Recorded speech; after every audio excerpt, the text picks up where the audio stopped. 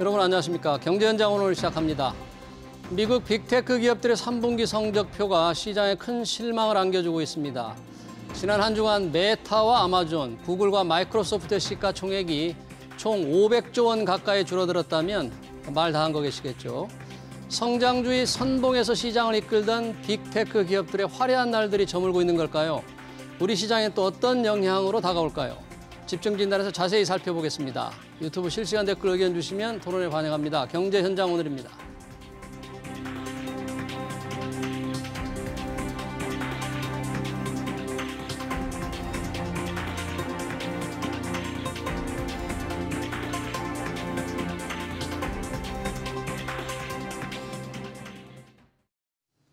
네, 빅테크 기업들의 3분기 실적과 4분기 이후 전망 토론하기 위해서 두 분 모셨습니다.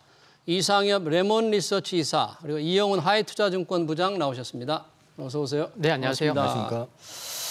자, 빅테크 기업들 배속 실적이 발표되는데 3분기 아주 실적이 안 좋습니다. 주가도 큰 폭으로 떨어지고 있는데 전체적으로 왜 그런지 앞으로 어떨 건지 먼저 종합적으로 한 평가부터 들어보겠습니다. 이영훈 부장님, 실적이 지금 거의 다 빅테크 주요 기업들 실적이 많이 발표가 됐잖아요. 네네. 종합적인 평가 어떻게 내릴 수 있겠습니까? 빅테크 기업들도 일단 매크로 이슈에서 자유롭지 않았다. 네. 첫 번째는 그걸 말씀을 드릴 수 있을 것 같고요. 두 번째는 이게 성장률이 아무래도 둔화가 되다 보니까 밸류에이션의 재조정 이런 과정을 거치고 있는 단계다라고 말씀을 드려야 될 것 같습니다. 밸류에이션의 재조정이라면 어떤 뜻인가요? 성장률이 높을 때는 네. 보통 이제 예를 들어서 국내 기업에서도 지금 삼성바이오로직스 같은 경우는 PER이 100배입니다. 주가 수익 비율 100배. 예, 성장률이 높을 경우에는 그만큼 주가의 어떤 배수를 높게 받게 되는데 이제 성장률이 떨어지게 되면 그런 부분들이 많이 이제 축소가 되고 나중에 가가지고는 이제 저포즈로 이제까지 떨어지게 되면은 이제 성장이 정체가 되는 이제 그런 상황까지 올 수가 있는데요. 일단 지금 이 빅테크들 같은 경우는 첫 번째는 연준이 지금 금리 인상을 계속하면서 그 경제적인 어떤 불확실성이 확대가 됐고 또 이런 것들이 결국은 수요 부진을 갖다가 촉발시키는 요인이 되고 있다라는 점. 네. 그러다 보니까 디지털 광고라든지 또 클라우드 등의 성장 자체도 이제 좀 의문이 이제 또 제기가 되기 시작하면서부터 전반적으로 지금 실적이 가이던스에 미치지 못하는 그런 이제 결과를 보여줬고요. 여기에 미국의 이제 강달러 효과로 인해 가지고 이 빅테크들의 매출의 50% 이상이 다 해외 매출이다 보니까 거기에서 또 손실이 좀 발생이 된 것들이 있다 보니까 전체적으로 이익이 좀 예상치만큼 못 나오는 이런 이제 상황이 좀 발생이 됐고요. 두 번째는 이제 이 성장이라는 것도 결국에는 그 대개 빅테크 기업들의 대부분이 아날로그에서 디지털 경제로 전환하는 과정에서 크게 성장을 했는데 특히 코로나 팬데믹 여파로 인해 가지고 굉장히 이제 이상 점프를 했지 않습니까? 네. 이러다 보니까 다시 이제 경제의 어떤 위축 국면이 도래하는 데다가 이 성장률의 추가적인 어떤 급상승이 좀 어려워지는 국면이 되다 보니까 이 성장의 속도가 좀 완화되는 어떤 그런 모습을 보여주면서 이 밸류에이션 자체가 과거에 고포 적용을 받았었던 부분들이 많이 좀 완충이 되면서 밸류에이션이 좀 약해지는 그런 네. 측면이 있었던 것 같습니다. 경기 둔화, 경기 침체 영향을 받아서 가격을 재조정되고 있다. 이상엽 이사님은 종합적으로 보면 실망스러운 주가, 뭐 빅테크 정말 화려했잖아요. 네네. 좀 그 시대가 저무는 겁니까? 어떻습니까? 네, 참 빅테크 기대감도 좀 컸었던 것 같은데 그러지 못해서 좀 아쉬운 부분들이 좀 있는 것 같고요. 네. 앞서서 이제 부장님께서도 말씀해 주셨듯이 이제 강달러 영향, 그 빅테크 기업들에서 참 공통점인 부분이고 그게 좀 아쉬웠던 것 같은데요. 강달러의 어떤 영향, 네, 그게 참 아쉬웠던. 그게 아니었으면은 좀 더 뭐 추가적인 성장 기대해 볼 수 있었을 것 같다고 생각이 들고요. 그리고 한 가지는 참 애플도 좀 아쉬운 부분이 있지만 애플이 좀 실적 발표하면서 시장의 분위기를 전반적으로 좀 훈풍에 가까운 그런 분위기를 만들어 준 것을 봤을 때는 참 애플이 없었으면 참 어땠을까 하는 좀 생각도 갖게 되고요. 그리고 애플이 이렇게 뭐 크게 상승했었던 이유는 많은 분들 아시겠지만 제 기억에 지난 9월 14일에 애플이 864일 만에 테슬라를 제치고 공매도 1위에 올라섰었거든요. 공매도 1위. 예. 네. 벌써 그게 한 9월 중순입니다. 꽤 됐죠. 근데 이번에 상승이 좀 이제 쇼커버 쇼코버 성격의 뭐 상승도 있었다고는 하지만 네. 그래도 애플의 실적 발표를 통해서 빅테크 실적이 좀 마무리되는 그런 분위기가 만들어진 거는 참 긍정적으로 평가하고 싶습니다. 애플이 그나마 좀 빅테크의 체면을 좀 유지해줬다 그런 얘기네요. 네, 맞습니다. 네, 그러면 하나씩 뜯어볼까요? 가장 실적이 안 좋았다는 메타. 예전에 그 페이스북이죠. 페이스북 모회사 메타. 메타는 지금 뭐 1년 동안 최근 주가가 거의 70% 가까이 떨어졌잖아요. 어디에서 실적이 이렇게 최악의 상황을 기록한 겁니까? 일단 메타 같은 경우는 이제 온라인 광고 매출이 거의 다다 보니까 이쪽 시장이 일단 위축이 돼버린 게 있고요. 네. 또 이제 틱톡과의 경쟁에서 메타가 좀 처지는 거 아니냐. 이런 또 이제 노이즈가 좀 발생이 돼 있는 것 같고. 또 한 가지는 지금 사실 이제 메타버스라고 하는 메타로 이름을 바꾸면서 이제 메타버스에 대해서 집중 투자를 해왔는데 그렇죠. 경기가 이제 침체기에 접어든 데다가 또 메타버스 산업 자체가 생각처럼 급하게 일어나질 않고 있는 상황이다 보니까 사실은 이제 비용은 엄청나게 들어간 반면에 거기에서 나오는 아웃풋이 없다 보니까 이제 실적이 많이 악화가 됐고요. 신성장 동력이라고 하면서 투자를 계속하고 있잖아요. 네네네. 그런데 수익이 벌써 궤도에 올라오질 않는군요. 투자만 있는 상황이지 지금 사실은 그쪽 시장 자체가 지금 올라오고 있지 않고 있는 상황이고요. 관련해 가지고 그 세계 기관의 어떤 반응을 제가 정리를 했었던 게 있는데요. 그 인사이더 인텔리전스라고 하는 데서는 이게 사업이 불안전한데 동사는 메타는 미래에만 집중하고 있고 현실에 대한 감각이 좀 떨어진다.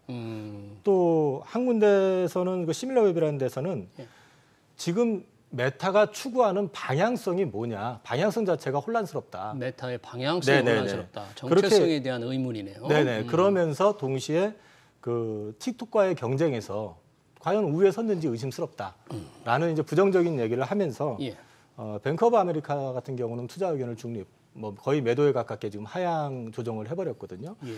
3분기 실적 자체가 전년 동기 대비해 가지고 반토막이 나 있는 상태입니다. 거기다가 또 4분기도 지금 전년 대비해 가지고 한 마이너스 4%에서 최대 마이너스 11%까지 일단 가이던스를 또 낮춰버렸고요. 그래서 지금 메타가 지금 사실 시장에서는 굉장히 부정적으로 반응을 하고 있습니다. 빅테크 하락을 주도하고 있네요. 메타 4분기 전망도 좀 안 좋게 보는데 메타버스 분야에 대한 투자는 계속 하겠다는 의지가 확고합니까? 메타 지금? 네, 아직까지는 좀 확고한 것 같습니다. 이쪽 부분이 이제 메타가 이번 분기에 그 영업이익이 전년 동기 대비해서 약 46% 감소를 했는데 절반이나. 그 메타 사업부가 있는 그 속해 있는 그 리얼리티랩 사업부의 매출액이 약 50% 감소했고요. 손실이 그러면은 여기에서 얼마가 증가했냐라고 좀 체크를 해보니까 한 약 40% 증가를 했더라고요. 손실이? 네, 손실이. 이 메타 사업부 그 리얼리티랩 사업부가요. 그리고 또 회사 관계자도 그래 지금도 이렇게 실적이 좀 손실이 커지고 있는데 내년에 더 커질 것 같아. 이렇게 또 전망을 하고 있어요. 메타 사업부 손실이 더 커진다. 네, 그래서 그러면은 그 광고 쪽의 본업도 불확실성이 지금 상당히 큰 편인데 미래 사업이라고 볼 수 있는 여기에서도 손실이 난다고 하니 그러면 도대체 투자자 입장에서는 그러면은 투자를 하라는 거야 말라는 거야. 그러니까 신뢰를 지금 많이 잃어가고 있는 게 좀 포인트가 될 수 있을 것 같고요. 그래서 지금 또 경기 침체 우려가 크다 보니까 이렇게 뭐 감산의 시대라고 얘기를 하잖아요. 특히 뭐 반도체도 최근에 투자 축소 혹은 내지 뭐 이렇게 뭐 감산 등을 하고 있는데 그런 관점에서 현재 그 시대의 좀 트렌드를 본다고 하면 메타 사업부 투자 규모를 2보 전진을 위한 1보 후퇴의 그런 개념으로 조금 규모를 좀 이렇게 조정이 필요한 게 아닌가 그런 생각도 좀 가져볼 수 있는 것 같습니다. 비용을 줄이기 위해서 조금 투자를 좀 줄여야 되는데 현재로서는 아직은 메타 사업 분야에 대한 투자는 계속 하겠다. 사실 경기 둔화가 되니까 이 디지털 광고, 온라인 광고가 줄어드는 것도 메타가 타격을 받은데 온라인 광고가 줄어들면서 타격을 받은 것이 메타뿐은 아니죠. 지금 빅테크 기업들 어디가 또 충격을 많이 받았습니까? 뭐 알파벳 같은 경우도 이제 충격을 좀 받았고요. 구글의 모회사 알파벳. 알파벳 같은 경우도 이제 보면 유튜브 광고 이쪽이 오히려 역성장하는 이제 그런 그림이 그려지면서 조금 충격을 좀 받은 게 있고 그 외에도 뭐 온라인 광고하고 연관돼 있는 회사들은 대부분 다 충격을 받았다고 그래요? 이 유튜브 광고 매출이 줄어든 게 알파벳, 구글로서는 정말 충격이었는데 그래도 유튜브 광고가 좀 늘어왔잖아요. 줄어든 게 거의 처음으로 줄어든 거 혹시 아니에요? 처음인 건 저도 이제 확실히는 모르겠는데 참 이게 온라인 광고 쪽이 정말 진짜 진짜 힘든 것 같고요. 뭐 섹터 쪽으로 보면은 지금 뭐 반도체가 가장 힘들다고 하는데 뭐 그런 관점에서는 이제 뭐 산업 분야에서는 온라인 광고 쪽이 상당히 좀 우려가 되고 있어서 뭐 이제 광고주들도 뭐 지출을 좀 줄이지 않겠냐 이런 게 전반적인 뭐 컨센인 것 같습니다. 그렇군요. 그래서 온라인 광고 위축으로 메타, 구글, 알파벳 수익이 줄고 있고 아마존도 상황이 비슷할 것 같은데요. 아마존은 실적이 어떻게 발표가 됐어요? 사실 이제 3분기 실적에 대해서 노이즈는 있었지만은 가이던스를 소폭 하회하는 정도였지 충격적이진 않았었습니다. 아, 그래요? 그런데 이제 문제는 4분기 가이던스를 제시하는데 이게 이제 가이던스 대비해 가지고 7% 매출을 하향 조정하고요. 영업이익을 마이너스 38%. 가이던스 대비. 그러니까 오히려 이제 영업이익 자체를 갖다가 38%를 줄여가지고 제시를 했습니다. 가이던스가 이 회사의 예상치를 얘기하는 겁니까? 네네네. 근데 이전에 시장에서 예상했던 것보다 38%를 낮춰가지고 제시를 했습니다. 쇼크 수준으로 영업이익이 줄 거다. 그것 때문에 주가가 좀 충격을 많이 받았습니다. 그럼 아마존은 어느 부분에서 매출이나 이익이 좀 줄어들 것으로 이게 뭐 연말 되면 뭔가 연말 쇼핑 시즌이라 조금 많이 지출이 좀 느릴 것 같은데 그렇지 않은 모양이네요. 그 부분에 대해서도 조금 이제 그 아마존이 이제 발표를 할 때 그 부분에 대해서도 조금 둔화되는 연말 수요가 좀 부진할 것이다라고 지금 이제 얘기를 했고요. 사실은 현재 아마존에서 수익원은 아마존 웹 서비스라고 하는 일종의 클라우드 서비스인데요. 클라우드. 이쪽이 그래도 연평균 수익률, 성장률을 꾸준히 유지하면서 이익을 갖다 개선을 시켜왔는데 그 이익률 자체가 지금 떨어지고 있고 성장률도 좀 떨어지고 있다. 이런 측면에서 우려감을 조금 더 키운 감이 있습니다. 예. 아마존 웹 서비스, 뭔가 이 클라우드 분야가 계속 늘어날 거라는 기대. 그래서 아마존의 조금 미래가 뭐 지금 이 분야에서 아마존이 1등을 하고 있는 거죠. 클라우드 분야에서. 네, 뭐 MS랑 같이 뭐 진짜 마이크로소프트하고. 네네네. 근데 그 부분에 좀 아마존 클라우드 서비스 수익이나 매출 증가가 조금씩 둔화될 거라 그런 얘기입니까 시장에서는? 네, 그쪽에서 그쪽 사업부가 사업을 시작한 이후로 최저 매출액 성장률을 이번 분기에 보였다는 게 3분기에 네, 시장에서 좀 포인트, 우려가 되는 포인트라고 생각할 수 있을 것 같고요. 역시나 근데 이 아마존이 그 영업이익이 전년 동기 대비해서 48% 감소했습니다. 영업이익이? 예, 아까 살펴봤었던 메타는 46% 감소했는데 아마존은 48% 감소했거든요. 근데 이 부분에서 또 비용적인 문제도 있는데 그거를 좀 말씀을 드리면 비용적인? 네. 요즘 뭐 이제 넷플릭스나 HBO 그러니까 뭐 그쪽 이제 홈박스 오피스 뭐 여러 이제 뭐 디즈니 플러스도 그렇고 그쪽 OTT 경쟁이 워낙 치열하다 보니까 이렇게 괜찮다고 생각하는 컨텐츠를 구입하는 비용이 그러니까 아마존 프라임 그 컨텐츠를 구입하는 비용이 굉장히 크게 증가한 거죠. 그쪽 비용이 36% 증가를 했고 또 마케팅 비용도 38% 증가했다고 합니다. 그러니까 참 이렇게 수익이 줄 수밖에 없네요. 네, 앞으로 이제 뭐 이렇게 관심을 갖고 키우려는 그런 사업부에서 비용이 증가하는 게 이번 분기에 또 이슈가 됐음을 본다면 앞으로 뭐 다음 분기나 추후에도 이렇게 비용을 어떻게 잘 통제해 가는지도 좀 살펴보는 게 중요하지 않을까 네, 그런 생각입니다. 비용을 어떻게 관리하는지 수익을 유지하기 위해서. 그 다음 기업 아까 잠깐 말씀을 하셨는데 애플 우리 이상의 비서가 조금 체면을 빅테크에서 차렸다고 그러는데 애플은 뭐 매출이나 이익이 시장의 전망치를 조금 못 돌았는데 자세하게 분야별로 분석해 보면 그렇게 뭐 표정이 밝지 않다는데 이건 무슨 뜻입니까? 사실 이제 그 매출은 한 8% 정도 성장한 걸로 나왔고요. 그 가운데서 그 맥북 쪽의 성장이 25%가 나왔고 맥북. 네네. 그다음에 이제 아이폰이 한 10% 정도 성장한 걸로 나왔는데 이제 아이폰에 대한 기대치가 이제 예상치만큼은 나오지 않은 것 같고요. 이제 또 지금 정저우 공장 또 이제 폐쇄 얘기도 나오고 있기 때문에 4분기에 대한 또 이제 우려감도 살짝 좀 반영이 되고 있는 것 같고요. 그에 반해서 뭐 어찌 됐든 애플은 그 아이폰의 제품 믹스를 통해 가지고 이익률 굉장히 높여놨고 그다음에 그래서 또 이제 꾸준히 그 이익의 그 유지 이런 측면에서는 긍정적인 측면이 분명히 있는데 예. 문제는 뭐 분기 매출과 관련해 가지고 다음 분기 전망을 여기선 지금 가이던스를 제시하지 않았지만은 시장에서는 이번 분기보다는 좀 하향할 가능성이 높다. 그렇게 지금 보고 있습니다. 그리고 이 애플 관련해 가지고는 이제 주목을 해보셔야 되는 게 맥북도 그렇지만은 아이폰 같은 경우도 다 이 산업 자체가 어느 정도 성숙기에 접어드는 산업들이잖아요. 스마트폰이라든지 컴퓨터라든지 이런 부분들이 그러다 보니까 이게 과연 지속적으로 시장을 잠식해 나가면서 성장을 할 수 있겠느냐. 이를테면 지금 아이폰 같은 경우는 고가폰 시장에서 시장 점유율이 80%입니다. 그리고 저가폰에 대해서는 아직까지 성장 전략에 대한 걸 제시하지 않았다는 걸 놓고 봤을 때 과연 그러면은 지금 그 고가폰이라고 하는 시장에는 삼성전자가 있고 그러니까 애플이 있고 그다음에 이제 중국 업체 일부가 있는 상황인데 그걸 다 잠식한다고 해도 사실 폭 자체가 그렇게 크지는 않잖아요.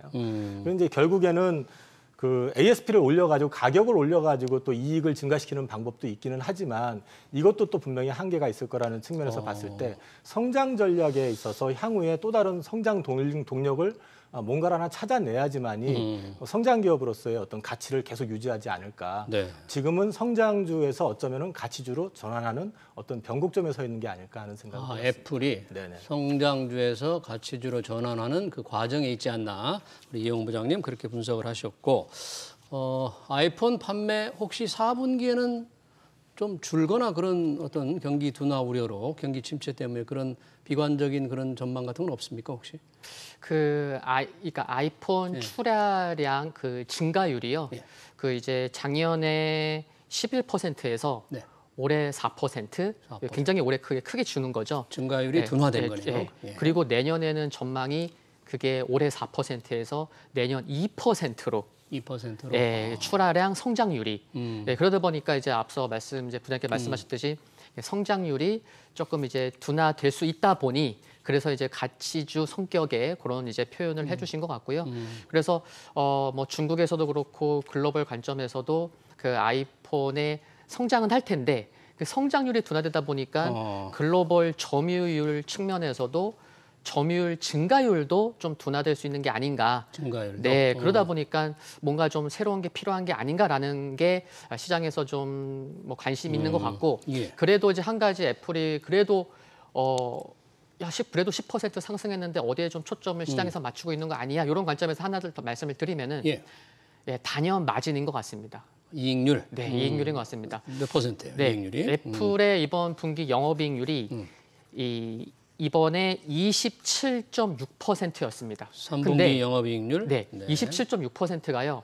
그러면은 작년에는 얼마였고 이게 지금 높은 거야, 낮은 거야라고 이제 궁금하실 텐데 작년에 애플의 영업이익률이 28.5%였거든요. 작년에 28.5, 이번에 27.6. 조금 큰 차이가 없고 대동소이하다는 건데 그럼 이게 얼마나 좀 대단한 거냐면 제가 메타랑 삼성전자를 비교해 보면요. 메타가 이번 분기의 영업이익률이 작년 3분기 대비해서 43% 감소했습니다. 영업이익률이. 영업이익률이. 그리고 삼성전자가 33% 감소를 했고요. 작년 3분기에 삼성전자의 영업이익률이 21%였는데 이번에 14% 나왔거든요. 그러면은 메타가 43% 감소하고 삼성전자가 33% 감소했는데 애플은 거의 똑같네. 유지하고 있다. 네, 이러니까 정말 이렇게 마진을 지키고 있다는 것만으로도 정말 참 대단한 게 아닌가 싶습니다. 네. 그러니까 연도별 매출 증가율을 본다면 애플도 내년에 한 2%로 증가율이 둔화되겠지만 아이폰, 이 정도 수익률, 이익의 힘, 영업이익률이 27.6%, 메타나 삼성전자가 추종하기 어려워, 따라오기 어려운 수익률. 네, 정말 너무 큰 차이를 보여준 것 같습니다. 그런 면에서 조금 빅테크에 그나마 체면을 유지하고 있다. 또 다른 빅테크 뭐라고 할 수 있죠. 테크 기업 마이크로소프트도 한번 보고 싶은데 역시 뭐 실적은 좀 좋지 않은 것 같은데 전체적인 평가, 마이크로소프트에 대한 평가는 어떻습니까? 저 개인적으로는 어쨌든 이번 실적은 가이던스를 소폭 상회했기 때문에 나쁘진 않았다. 근데 이제 그 다음 분기에 대한 가이던스를 갖다가 시장 예상보다는 좀 떨어뜨려 가지고 제시를 했습니다. 이번 분기 같은 경우는 매출이 501억 달러로 이제 매출 자체가 한 10.6% 정도 상승을 했고요.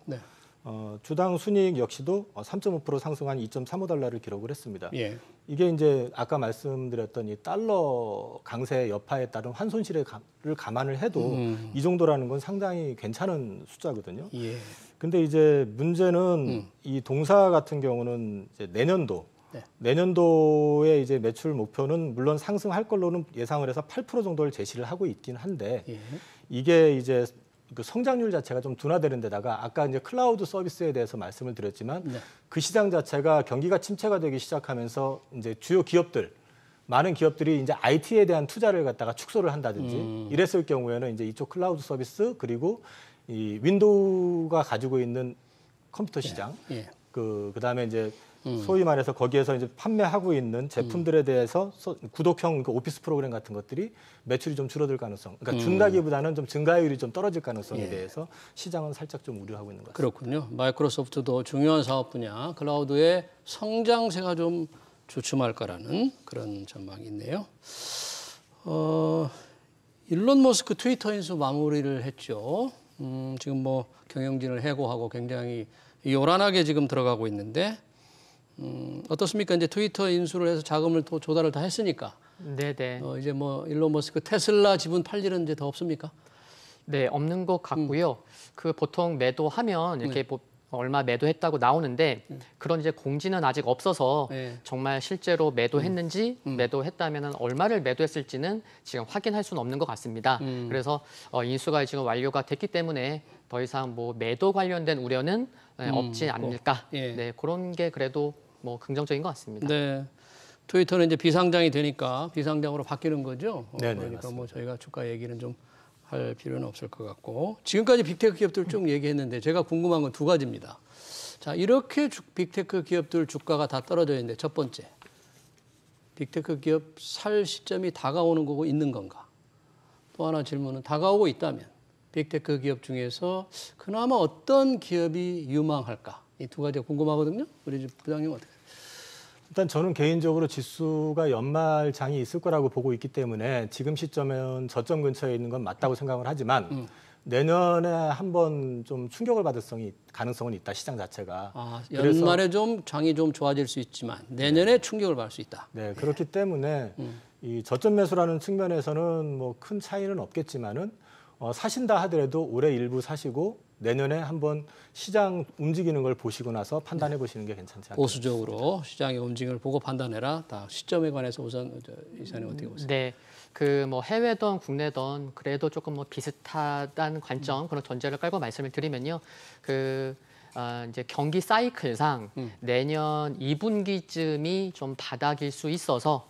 저 역시나 지금은 좀 트레이딩 관점으로 생각하시면 좋을 것 같고 조금 더 이렇게 모아가는 관점에서는 좀 뭐 내년 뭐 개인적으로는 뭐 한 2, 3월을 좀 조금 또 중요한 그 기회라고 보고 있는데 그래서 뭐 내년에도 또 좋은 기회가 있지 않을까 네, 그런 생각입니다. 조금 기다려라, 간단히 말하면 기다리면 좀 기회가 올 수 있으니까 서두르지 말아라는 것이고, 그러면 그때를 위해서 내년 1분기, 2, 3월을 위해서 이 빅테크 기업들 중에서 그나마 조금 괜찮을 것 같은 종목을 추천하신다면 우리 부장님 어떤 걸? 제 성향 자체가 공격적인 성향은 아니기 때문에요. 일단 안정성에 방점을 두고 그다음에 시장에서 절대적인 어떤 생태계를 구축한 기업. 저 개인적으로는 그래서 마이크로소프트를 제시하겠습니다. 생태계를 구축한 마이크로소프트 조금 더 구체적으로 좀 설명해. 일단 마이크로소프트는 실적이 아까도 말씀을 드렸지만 실적 자체가 크게 이렇게 무너져가지고 발표되는 경우는 별로 없습니다. 일단 기본적으로 아까 구독형 서비스라고 했던 오피스 프로그램이라는 게 있고 그다음에 컴퓨터 프로그램 중에서 윈도우는 여전히 시장에서 절대적인 지위를 가지고 있습니다. 그리고 클라우드 서비스 역시 마찬가지로 거의 시장 독점적인 아까 이제 아마존과 더불어 가지고 양대 축으로서 자리를 하고 있기 때문에 이쪽 시장이 꾸준히 안정적으로 유지가 되거나 성장을 할 수 있는 부분이다라는 점이 하나가 있고요. 또 한 가지는 이 동사 같은 경우는 이게 주주 환원 정책이 굉장히 적극적입니다. 그래요? 그 1분기 지난 분기에만 해도 주주 환원으로 자사주 매입을 44억 달러를 했고요. 그다음에 배당도 51억 달러를 배당을 했습니다. 근데 이게 한 번에 그치는 게 아니라 이 마이크로소프트는 계속해가지고 할 수 있는 재무적인 여력도 있고 여태까지도 그래 왔었다라는 점을 보셔야 될 것 같습니다. 주주 환원에 굉장히 열심인 게 마이크로소프트의 또 다른 장점이다. 그렇군요.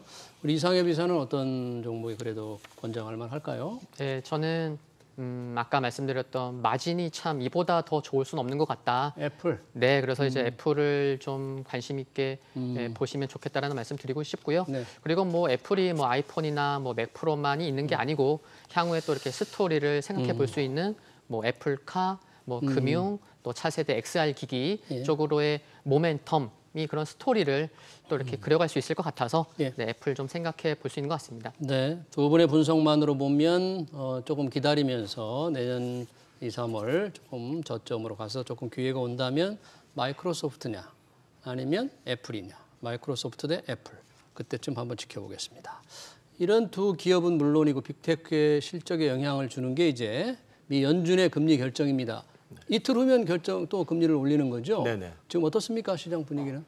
뭐 이번 FOMC에서는 0.75 올리는 거는 뭐 거의 기정사실화돼 있고요. 예. 이제 그 다음에 이제 기자회견을 통해 가지고 향후에 대한 언급을 어떻게 할 것이냐에 이제 지금 시선이 지금 집중돼 있는 상황이라고 보시면 될 것 같습니다. 예.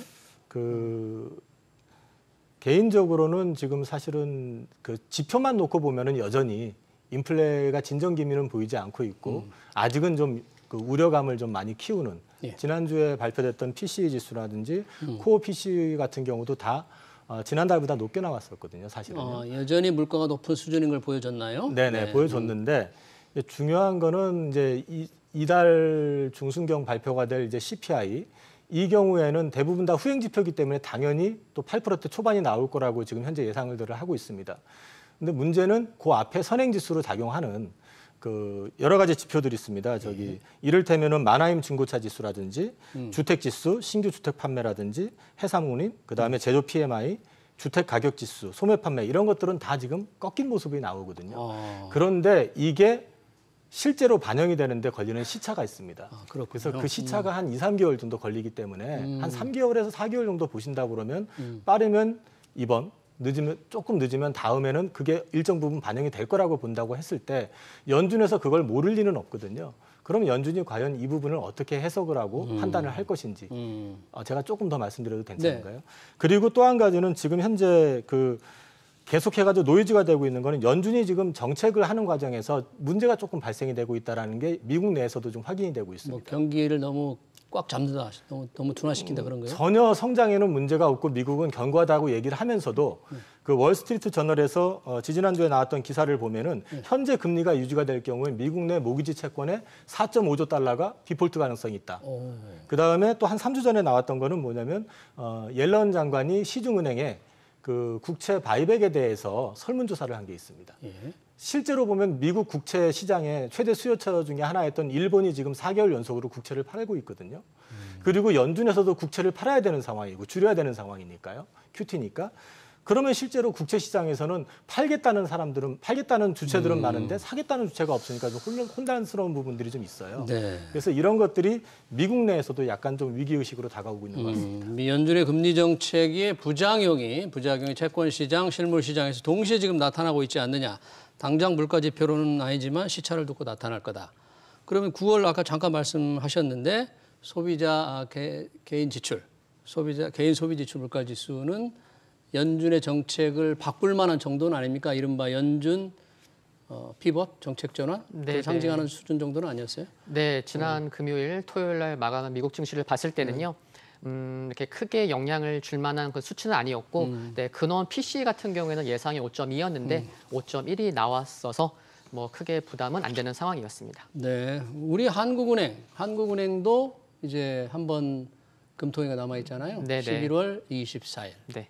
경기는 안 좋고 채권 시장은 엉망인데 빅스텝 할까요? 빅스텝 하기는 개인적으로 좀 어렵지 않나. 어렵다? 네. 그리고 안 해도 될 게 뭐냐면 이번에 만약에 11월에 이제 빅스텝이 아니고 25bp만 올리면은 이제 한국의 기준금리는 올해 이제 끝나는 게 3.25거든요. 그런데 미국 같은 경우에 이제 올해 끝나는 게 4일지 아니면은 이제 4.5일지 4.75일지는 모르지만 그래 뭐 11월 달에 빅스텝 아니고 25bp만 올리고 다음에 국내 금통위는 내년 1월 13일 금요일에 있습니다. 그러면은 아직 시간이 있기 때문에 그래 이번에 25bp만 올리고 아직 시간이 많이 남아 있어서 좀 국내외 상황을 좀 살펴본 다음에 그래 정말 필요해 그러면은 1월 13일에 올려도 되지 않을까. 그래요? 예, 그런 생각입니다. 그렇게 우리 이상해 비서는 전망하시고 짧게 이영훈 부장님은 어떻게 전망하세요? 11월 24일 한국금통위의 금리 결정 인상폭. 지금 채권 시장 자체가 정상적인 흐름은 아니기 때문에 0.5든 0.25든 그게 큰 영향을 줄 거라고 생각은 안 합니다. 다만 이제 11월 2일 날 이제 미국이 금리 인상을 하고 난 다음에 그 다음에 기자회견에서 어떤 뉘앙스를 보이느냐에 따라서 방향을 결정하지 않을까 싶습니다. 네, 잘 들었습니다. 미국 빅테크 기업들의 3분기 실적 전망, 국내 통화정책 방향까지 토론을 여기서 마치겠습니다. 지금까지 이영훈 하이투자증권부장 그리고 이상엽 레몬리서치사였습니다. 두 분 고맙습니다. 네, 감사합니다. 네.